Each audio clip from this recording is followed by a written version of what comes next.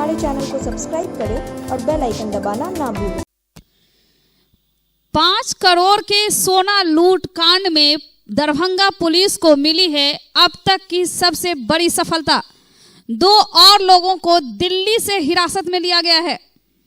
तकरीबन 2 माह पूर्व 9 दिसंबर को अलंकार ज्वेलर्स आभूषण दुकान में हुए 5 करोड़ से ज्यादा के सोना लूट कांड में दरभंगा पुलिस को एसटीएफ की मदद से बड़ी सफलता मिली है। दरभंगा पुलिस और एसटीएफ ने मिलकर दिल्ली में वैसे अपराधी को गिरफ्तार किया है जो लूट कांड में न सिर्फ सम्मिलित था बल्कि घटना को अंजाम देने समय उसकी तस्वीर भी सीसीटीवी कैमरे में कैद हो गई थी। यह पहली बार हुआ है जब पुलिस ने ऐसे अपराधी को गिरफ्तार किया है जिसकी सीसीटीवी फुटेज में तस्वीर दिखाई दे रही है और इसी को आधार मानकर अब पुलिस भी उसकी पहचान की और उसकी गिरफ्तारी की गई। दोनों अपराधी की पहचान गोलू पासवान और प्रिंस के रूप में की गई है। दोनों बिहार के समस्तीपुर के रहने वाले हैं। वरीय पुलिस अधीक्षक बाबूराम ने इसकी पुष्टि करते हुए कहा कि पिछले 1 सप्ताह से एसटीएफ और दरभंगा पुलिस ने मिलकर सीसीटीवी में दिखने वाले 2 अपराधी को दिल्ली में गिरफ्तार किया है। एक की पहचान प्रिंस के रूप में हुई तो दूसरे की पहचान गोलू पासवान के रूप में की गई। दोनों को पुलिस गिरफ्तार कर दरभंगा के लिए निकल गई। अब तक गिरफ्तार किए गए आरोपियों ने भी इन दोनों की संलिप्तता की बात बताई थी। ये दोनों सुंदरपुर के पास परमेश्वर चौक के पास कमरा किराए पर लेकर 1 महीना रहकर इसकी रैकरी की थी। लूट की घटना के अगले ही दिन ये लोग एक एक करके दिल्ली चले गए थे। कमरा किराए पर लेकर रह रहे थे। पुलिस को उम्मीद थी कि अब बाकी सीसीटीवी में दिखने वाला सभी अपराधी जल्द ही गिरफ्तार कर लिया जाएगा। अब तक इस घटना में 22 लोगों की गिरफ्तारी हो चुकी है।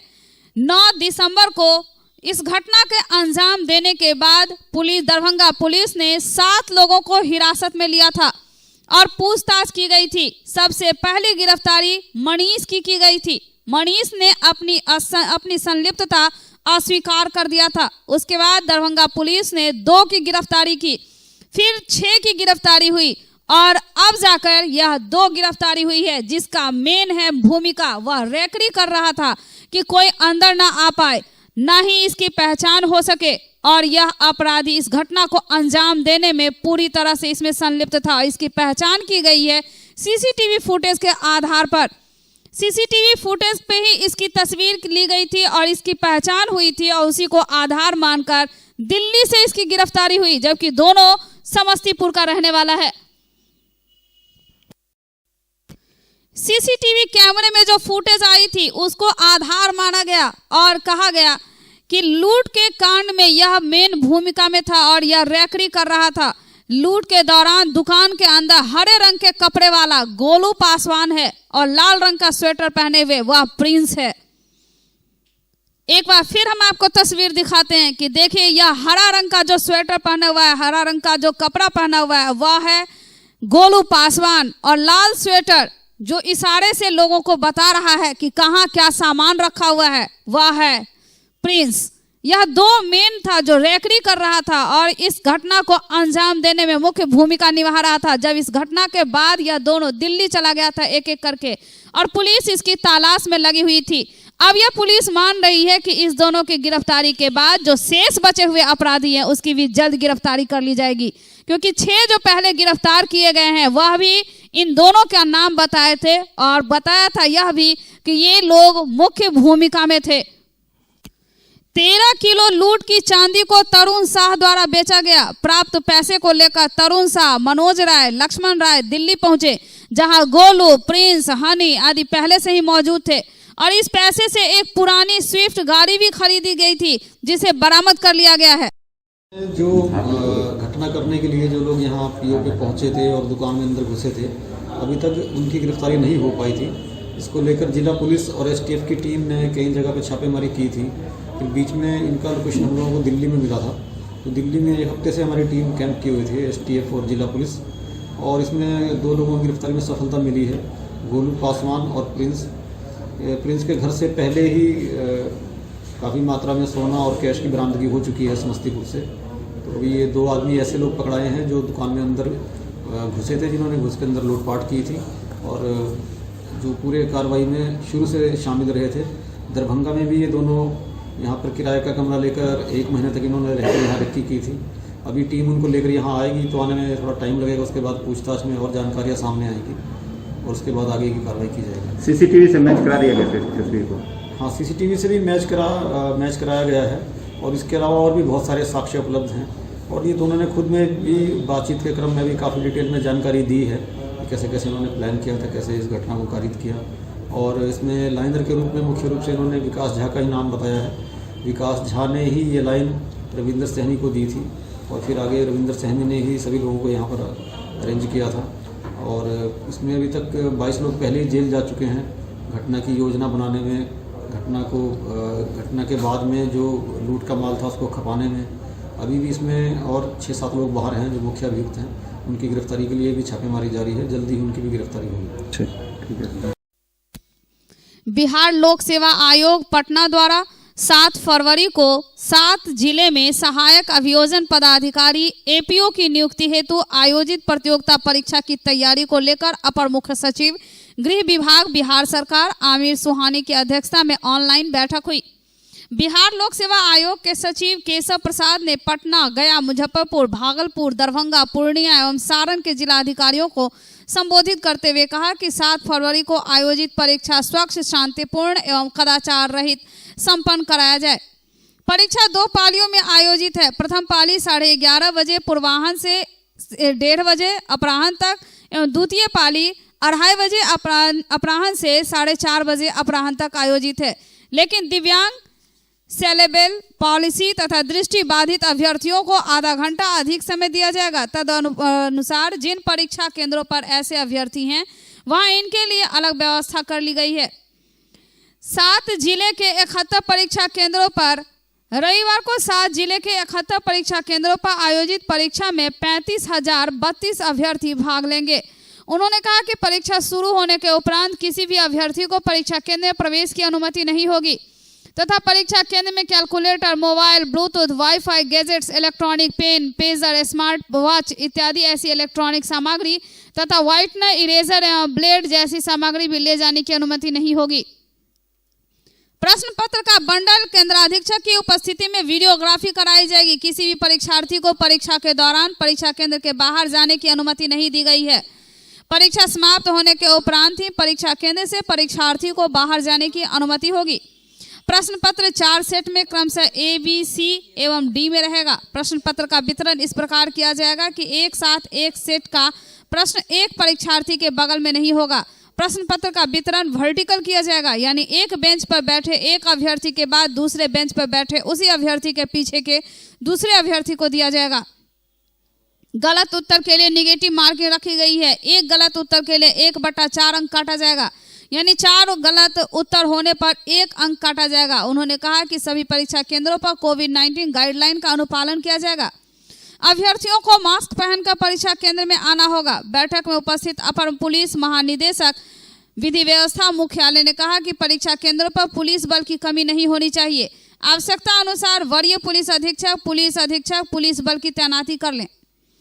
जिलाधिकारी डॉक्टर त्यागराजन एसएम ने बताया कि जिले में 14 परीक्षा केंद्र बनाए गए हैं, जिनमें 4000 परीक्षार्थी भाग लेंगे। सभी परीक्षा केंद्रों पर दंडाधिकारी और पुलिस बल की तैनाती कर ली गई है।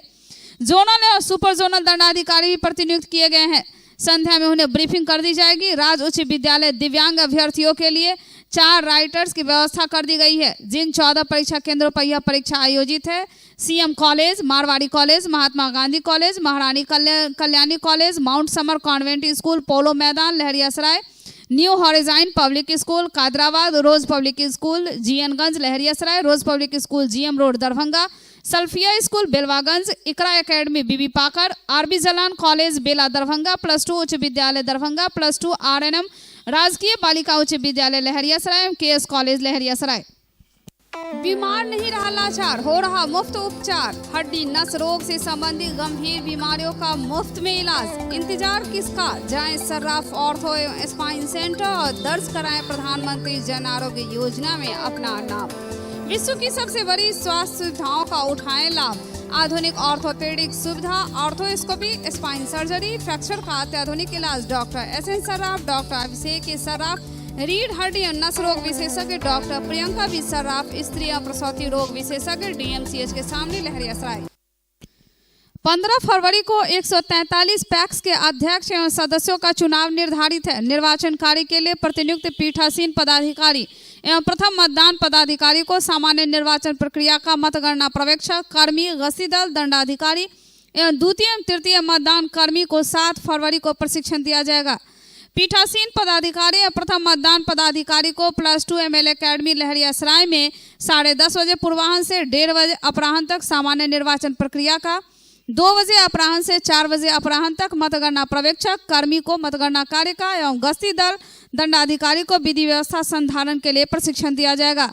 द्वितीय एवं तृतीय मतदान कर्मी को +2 बीकेडी उच्च विद्यालय जिला स्कूल में 10:30 बजे पूर्वाह्न से 1:30 बजे अपराह्न तक सामान्य निर्वाचन प्रक्रिया का प्रशिक्षण दिया जाएगा। विश्वविद्यालय थाना क्षेत्र के वार्ड नंबर 2 सुंदरपुर बीरा निवासी श्रवण पासवान के चाय नाश्ते की दुकान में कुछ असामाजिक तत्वों ने आग लगा दी, जिससे दुकान में रखा हुआ सामान जलकर पूरी तरह से खाक हो गया। दुकान में रखे गैस सिलेंडर बम की तरह विस्फोट कर गया, जिससे सुबह होते ही मोहल्ले में दहशत का माहौल बन गया। श्रवण कुमार पासवान ने बताया कि गुरुवार की संध्या 7 बजे मोहल्ले के ही लोगों से झड़प हुई थी और संध्या प्रहर वही लोग मेरी दुकान में आग भी लगा दिए। मोहल्ला वासियों ने बताया कि मोहल्ले के ललित पासवान ने बताया मोहल्ले के ही 2 लोगों से पूरे गांव में दहशत का माहौल बना हुआ है, जो कि शराब पीकर आते हैं और अपने गुंडों के द्वारा मारपीट करते हैं। इस मामले को लेकर स्थानीय विश्वविद्यालय थाना में श्रवण पासवान के द्वारा आवेदन दिया गया और इससे पूर्व भी जिस व्यक्ति पर आग लगाने का आरोप लगाया गया है, उस व्यक्ति का मोहल्ले वासियों ने बॉन्ड पेपर बनवाकर उसे छोड़वा दिया था, लेकिन बार बार इस तरह की हरकत से मोहल्ले वासियों में आक्रोश देखने को मिल रहा। दुकान में आग लगने का स्पष्ट कारण पता नहीं चल सका है, पुलिस जांच में जुटी है। शाम 7 बजे दुकान अपने बंद कर दिए, उड़ा के गैस सिलेंडर करके जैसे बंद कर दी दुकान। करीब 8 बजे हम भैंसी दूने गए, भैंसी दूह के आए हैं करीब। इसके बाद जैसे खाना वाना खा के 10 बजे आए थे, तब तक दुकान सही था।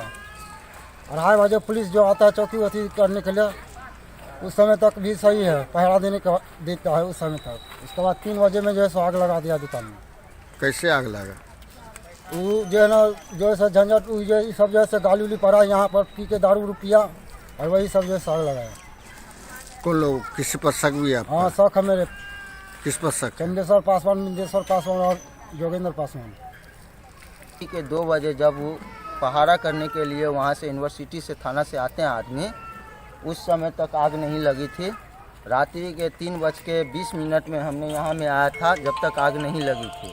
उसके बाद जो है ना 4:20 में मैक्सिमम सिलेंडर ब्लास्ट किया। हमारे गांववासी को पता चला कि कुछ न कुछ यहाँ में हुआ है, तब हम लोग पूरे गांववासी, पूरा मोहल्ला निवासी यहाँ में दौड़ के आए। फिर देखे तो यहाँ में आग लगी हुई थी। कैसे आग पर आप लोग काबू पाए? आग पर यहाँ में जैसे कि कोई काबू नहीं हुआ, जहाँ जो था उड़ के चला गया।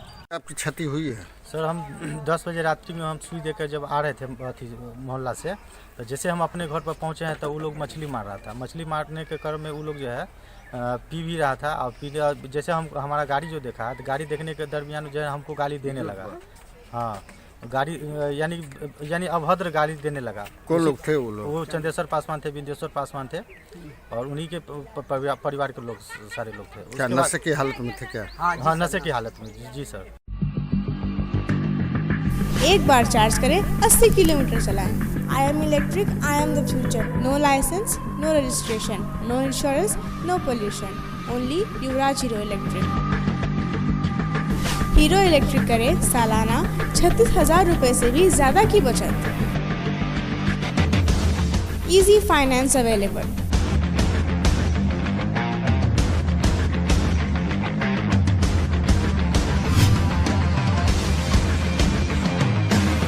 हीरो इलेक्ट्रिक की ई-बाइक 37,000 से लेकर के 96,000 तक नई मॉडल उपलब्ध है। एक बार अवश्य पधारें।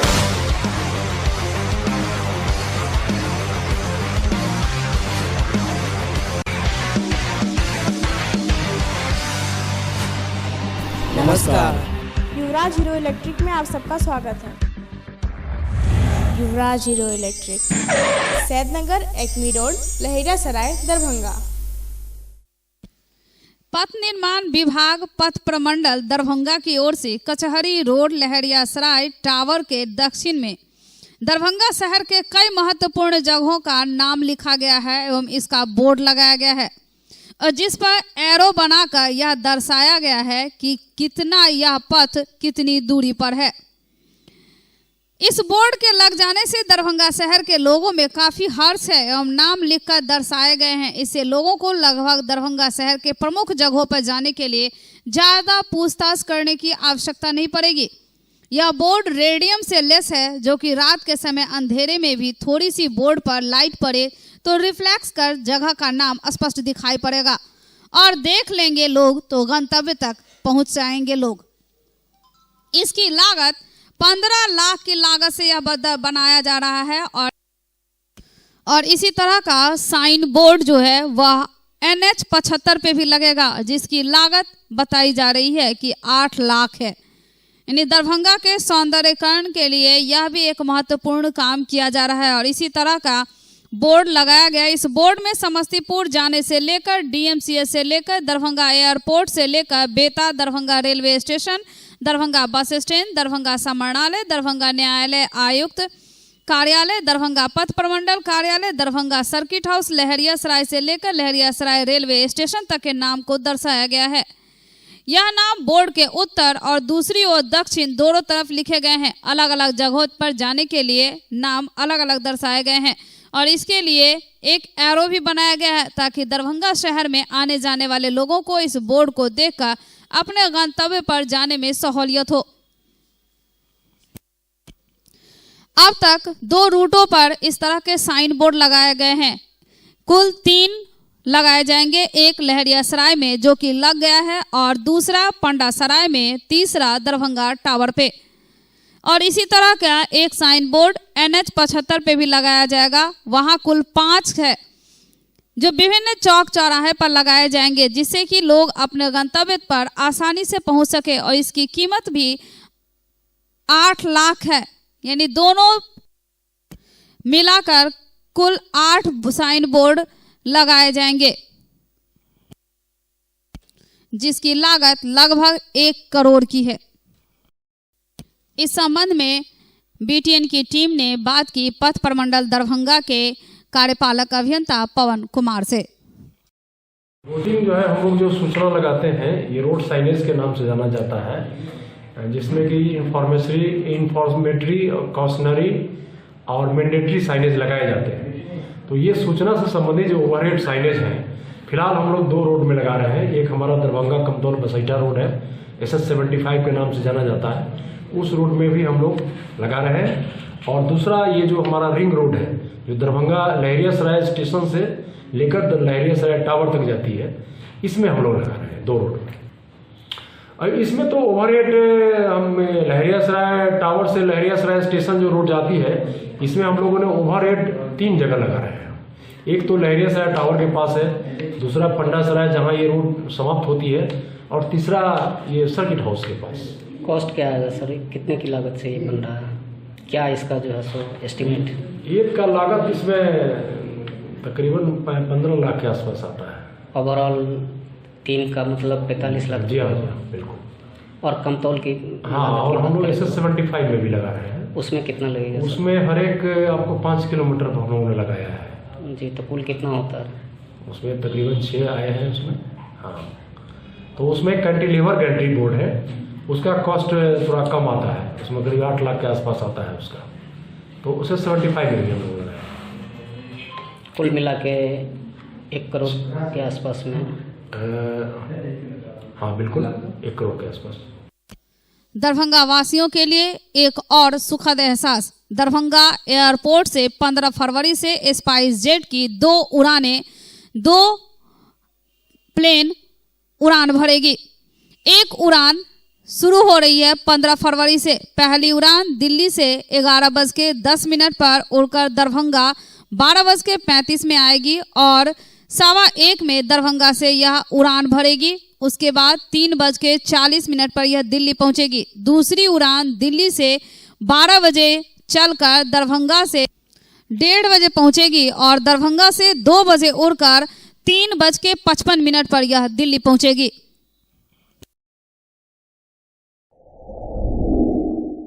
Global health care and diabetes research centre, जो बिहार में पहला अंतर्राष्ट्रीय तकनीक एवं आधुनिक सुविधाओं से लैस सुपर स्पेशलिटी डायबिटीज केंद्र है, जहां एक छत के नीचे डायबिटीज से संबंधित सारी सुविधाएं मौजूद हैं, जैसे कि diabetes heart care, diabetes eye care, diabetes neuro care, diabetes foot care, diabetes pharmacy और डायबिटीज प्रयोगशाला। पता जीसस एंड मैरी स्कूल के पास, रहमगंज, दरभंगा, बिहार।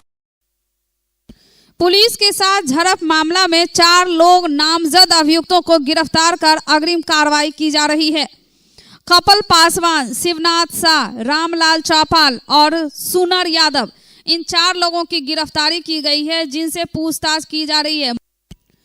केवटी थाना क्षेत्र के बाढ़ पोखर के पास बुधवार की देर शाम पुलिस की गाड़ी से धक्का लगने के बाद एक व्यक्ति घायल हो गया था और जिसके बाद स्थानीय लोग आक्रोशित हो गए थे। गाड़ी पर सवार एएसआई को उन्होंने दौड़ा कर पीटा था, जिसका वीडियो सोशल मीडिया पर वायरल होते ही नगर पुलिस अधीक्षक अशोक कुमार प्रसाद ने कहा कि पुलिस कर्मियों के साथ दुर्व्यवहार के साथ मारपीट की घटना में संलिप्त लोगों की पहचान कर ली गई है और इनके विरुद्ध कानूनी कार्रवाई भी की जाएगी। गुप्त सूचना के आधार पर उत्पाद विभाग की टीम ने बिरौल थाना क्षेत्र अंतर्गत पोखराम पटनिया में छापेमारी की, जिसमें 2 लोगों को विदेशी 5 लीटर और चूल्हे शराब 5 लीटर के साथ गिरफ्तार किया गया। संलिप्त 2 लोग हैं महेश पासवान और शंकर चौधरी को उत्पाद विभाग की टीम ने गिरफ्तार कर जेल भेज दिया।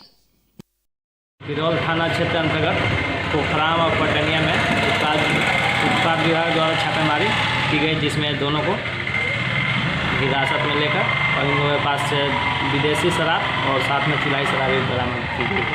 कितना विदेशी शराब और कितना विदेशी शराब लगभग 5 लीटर करीब है और चुलाई शराब 1 गैलन 5 लीटर करीब है। इंटर की परीक्षा 5वें दिन 49 केंद्रों पर शांतिपूर्ण संपन्न हुआ। प्रथम पाली और द्वितीय पाली की परीक्षा शांतिपूर्ण एवं कदाचार रहित रहा। प्रथम पाली में विज्ञान संकाय में जीव विज्ञान विषय की एवं द्वितीय पाली में कला संकाय में हिंदी विषय की परीक्षा हुई। प्रथम पाली के विज्ञान संकाय में जीव विज्ञान विषय में आवंटित कुल 5,536 परीक्षार्थियों में से 5,479 परीक्षार्थी उपस्थित हैं एवं 57 अनुपस्थित रहे। वहीं द्वितीय पाली में कला संकाय के हिंदी की परीक्षा में आवंटित कुल 23,764 परीक्षार्थी में से 23,335 परीक्षार्थी उपस्थित रहे एवं 429 परीक्षार्थी अनुपस्थित रहे। इस प्रकार 29,300 आवंटित परीक्षार्थियों के विरुद्ध 28,814 परीक्षार्थी उपस्थित हुए एवं 486 परीक्षार्थी अनुपस्थित रहे। प्रत्येक महीने की तरह इस बार भी ललित नारायण मिथिला विश्वविद्यालय के विश्वविद्यालय मुख्यालय में पेंशन अदालत आयोजित की गई, जिसमें 31 जनवरी तक सेवानिवृत्त हुए कुल 58 शिक्षकों एवं शिक्षकेतर कर्मियों को पेंशन, उपादान, भविष्य निधि संबंधी प्रमाण पत्र एवं सेवानिवृत्त कर्मियों को अर्जित अवकाश नकदीकरण संबंधी प्रमाण पत्र हस्तगत कराए गए। इसमें विश्वविद्यालय मुख्यालय और स्नातकोत्तर विभाग से 9, जिले से 15, मधुबनी जिला से 17, समस्तीपुर जिला में 13 एवं बेगूसराय जिला में 4 पेंशनधारियों को प्रमाण पत्र दिया गया।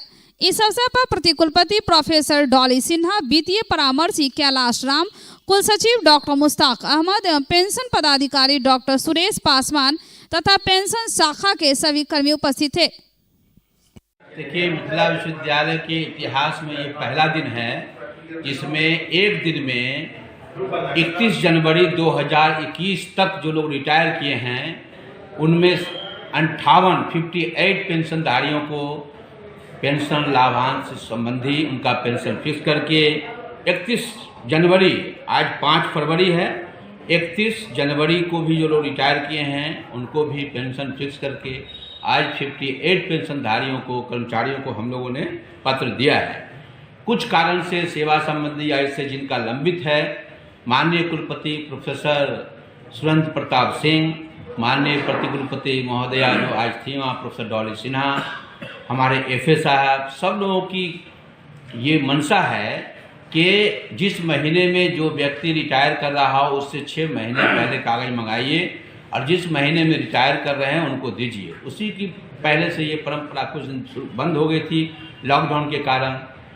अब हमारे पास पूरे विश्वविद्यालय का मात्र 60 के आसपास केस इस महीने तक लोग रिटायर कर रहे हैं, उसको अगले महीने हम देंगे, यानी शून्य कर देंगे। किसी का कोई लंबित केस नहीं रहेगा। जिन कर्मचारियों को सेवा संबंधी कुछ तरह की किसी तरह की कठिनाई है उसको भी दूर की जा रही है। सबसे बड़ा फैसला ये हुआ है कि हड़ताल पीरियड की जो 43 दिन का पैसा काटा जा रहा था वो भी विश्वविद्यालय ने वापस ले लिया है, शिक्षक के हित में, सारे चीज़ में, ताकि सरकार के नियमानुसार सारे काम हो रहे हैं। और मिथिला विश्वविद्यालय में जो एक परंपरा थी कि पेंशन के नाम पर 2 साल 3 साल लोग दौड़ रहे हैं, उसको समाप्त करने की करने की कोशिश की जा रही है और उसमें विश्वविद्यालय सफल हो रहा है।